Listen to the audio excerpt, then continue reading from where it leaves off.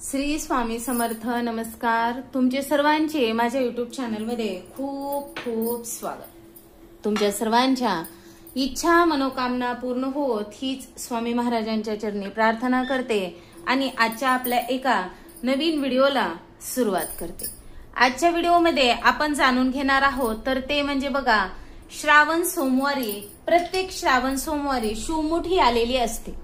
मग आपल्याला या तिसऱ्या श्रावण सोमवारी कोणती शिवमुठ आहे, किती वेळा वाहायची आहे आणि शिवमुठ वाहताना कोणता मंत्र म्हणायचा आहे याबद्दल आपण अगदी सविस्तररित्या आजच्या व्हिडिओमध्ये जाणून घेणार आहोत. तर तुम्ही माझा हा व्हिडिओ शेवटपर्यंत नक्कीच पहा. व्हिडिओला नवीन असताल लाईक करा, शेअर करा आणि असेच नवनवीन अध्यात्माचे व्हिडिओ पाहण्यासाठी चॅनलला सबस्क्राईब देखील नक्कीच करा आणि कमेंटमध्ये श्री स्वामी समर्थ ओम नमः शिवाय लिहायला विसरू नका. बघा, या श्रावण महिन्यातील हा आहे तिसरा सोमवार. अगदी तुम्ही मंदिरात जाऊन देखील शिवमुठी अर्पण करू शकतात. तसेच बघा, आपण घरी देखील समजा आता तुमच्या देवघरामध्ये शिवलिंग असेल तर तुम्ही घरी देखील शिवमुठी वाहू शकतात. तर आपण घरी देखील जलाभिषेक करायचा आहे असेल तुमच्याकडे तर सगळं साहित्य पंचामृताने अभिषेक करा, मधाने अभिषेक केला तरी देखील चालतो. अशा पद्धतीने आपल्याला अगदी श्रावण सोमवारची आपण ज्या पद्धतीने पूजा करतो त्या पद्धतीने आपल्याला सगळी पूजा करून घ्यायची आहे आणि त्यानंतर आपल्याला शिवमुठी अर्पण करायची असते. आता शिवमुठीचं लग्न झालेल्या नवीन स्त्रिया 5 वर्ष व्रत देखील करतात. म्हणजे का बघा, 5 वर्ष शिवमुठी वाहिली जाते आणि असं काही नाही, आपण प्रत्येक वर्षी श्रावण महिन्यातील सोमवारी शिवमुठी वाहू शकतो. शिवमुठ वाहिलेली आपल्या जीवनासाठी खूप चांगली असते. बघा, प्रत्येक सोमवारी हे वेगळं धान्य येतं आणि ह्या सोमवारी आलेलं आहे मूग. ह्या सोमवारी आपल्याला अर्पण करायचे आहेत मूग. आता मूग घेताना हिरवे मूग घ्या. बघा, काही ठिकाणी म्हणजे दुकानामध्ये पिवळे मूग देखील भेटतात, तर मग आपल्याला पिवळे मूग घ्यायचे नाहीत. आणि आता हिरवे मूग घेताना देखील बघा, अगदी व्यवस्थित कुठेही किडलेले वगैरे मूग घ्यायचे नाहीत. आपल्याला छान शिवमुठीसाठी मूग विकत आणायचे आणि ते घ्यायचे आहे. किंवा मग आता बघा, हिरवी डाळ देखील भेटते दुकानात, तर मग हिरवी डाळ वगैरे चुकून देखील घेऊ नका. आपल्याला अखंड मूग घ्यायचे असते.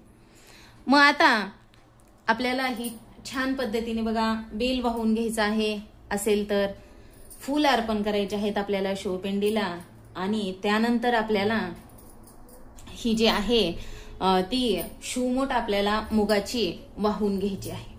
तर आता शिवमुठसाठीचं जे धान्य आहे ते धान्य बघा, आपल्याला आपण जेव्हा शिवमुठ व्हायला मूग घेणार आहोत हे बघा, अशा पद्धतीने हिरवेगार मूग आपल्याला घ्यायचे आहेत.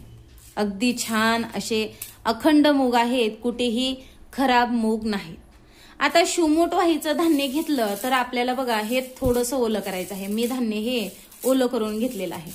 किंवा मग आपण शिवमुठ वाहताना एका हातामध्ये हे धान्य घेतलं आणि एका हातामध्ये पाणी जरी घेतलं आणि शिवमुठ वाहताना आपण एका हातानं शिवमुठ आणि दुसऱ्या हातानं शिवमुठीच्या हातावरती पाणी जरी अर्पण केलं तरी देखील चालतं.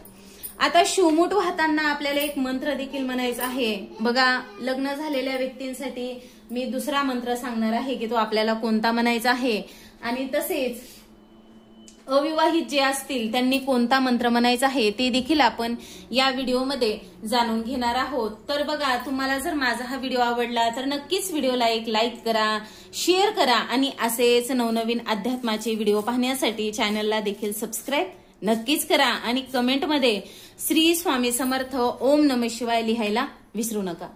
बघा, आपण श्रावण महिन्यामध्ये जी काही सेवा करतो ती आपली भोलेनाथांपर्यंत नक्कीच पोहोचते.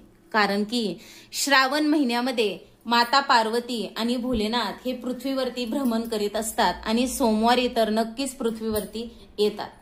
मग त्यामुळे आपली जी काही पूजा आहे ती नक्कीच भोलेनाथांपर्यंत पोहोचते. आणि आपला बघा, आता जी काही सेवा करतो आपण व्रत करतो ते अगदी आपला विश्वास आणि निस्वार्थ भक्ती असायला पाहिजे.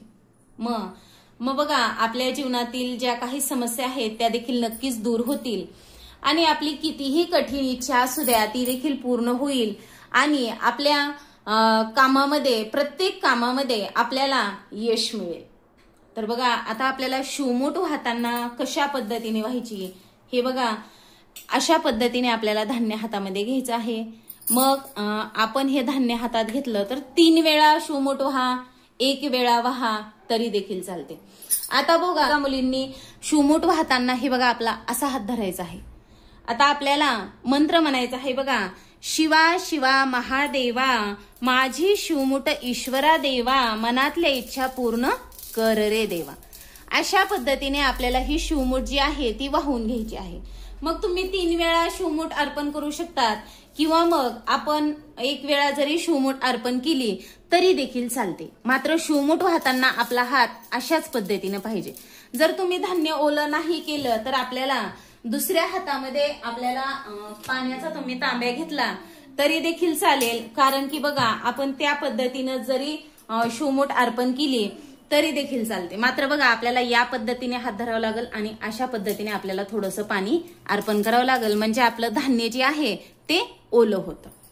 तर बघा आणि आता ज्या लग्न झालेल्या महिला पुरुषांना देखील उपवास असतात मग त्यांनी कोणता मंत्र म्हणायचा म्हणजे बघा शिवमूठ म्हणजे नावडतीची आवडती कर रे देवा.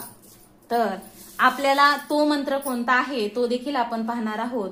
शिवा शिवा महादेवा माझी शिवमूठ ईश्वरा देवा सासू सासरा दिरा भावा ननंद जावा भ्रतारा नावडतीची आवडती कर रे देवा. अशी प्रार्थना आपल्याला भोलेनाथ यांना करायची आहे. बघा नक्कीच भोलेनाथ नावडतीची आवडती करतात. अशा प्रकारे आपल्याला सोमवारी शिवलिंगाची अगदी साध्या सोप्या पद्धतीने पूजा देखील करायची आहे आणि अशी आपल्याला शिवमूठ देखील अर्पण करायची आहे. तर आपण आता शिवमूठ वगैरे अर्पण केल्यानंतर तुम्ही मंदिरात जर शिवमूठ अर्पण करायला गेलात तर आपण तिथेच बसून शिवमूठीची कहाणी देखील वाचू शकतो, ऐकू शकतो. अशा पद्धतीने आपल्याला उद्या श्रावणी 3रा सोमवार तर आपल्याला भोलेनाथाची सेवा करायची आहे. घरी देखील तुम्ही जर शिवमूठ अर्पण केली, मंदिरात जाणं शक्य नाही झालं तर घरी आरती करा. शक्य झालं तर तुम्हाला शिवलीला अमृतातील 11व्या अध्यायाचे पठण करा किंवा मग ओम नमः शिवाय या मंत्राचे जरी आपण नामस्मरण दिवसभर करीत राहिलो तरी देखील बघा आपली सेवा ही भोलेनाथांपर्यंत नक्कीच पोहोचेल आणि तुमच्या मनातील ज्या काही इच्छा आहेत त्या नक्कीच भोलेनाथ पूर्ण करतील. तर अशा प्रकारे आजच्या या व्हिडिओमध्ये आपण शिवमूठ कशा पद्धतीने व्हावे, धान्य कोणते घ्यावे, किती वेळा शिवमूठ व्हावी अगदी सविस्तररित्या जाणून घेतलेला आहे. तर तुम्हाला माझा हा व्हिडिओ आवडला असेल तर नक्कीच तुम्ही व्हिडिओला एक लाईक करा, शेअर करा आणि असेच नवनवीन अध्यात्माचे व्हिडिओ पाहण्यासाठी चॅनलला देखील सबस्क्राईब नक्कीच करा. झालेली सेवा मी भोलेनाथांच्या चरणी अर्पण करते आणि माझा हा व्हिडिओ इथंच थांबवते. श्री स्वामी समर्थ. जय जय स्वामी समर्थ. धन्यवाद.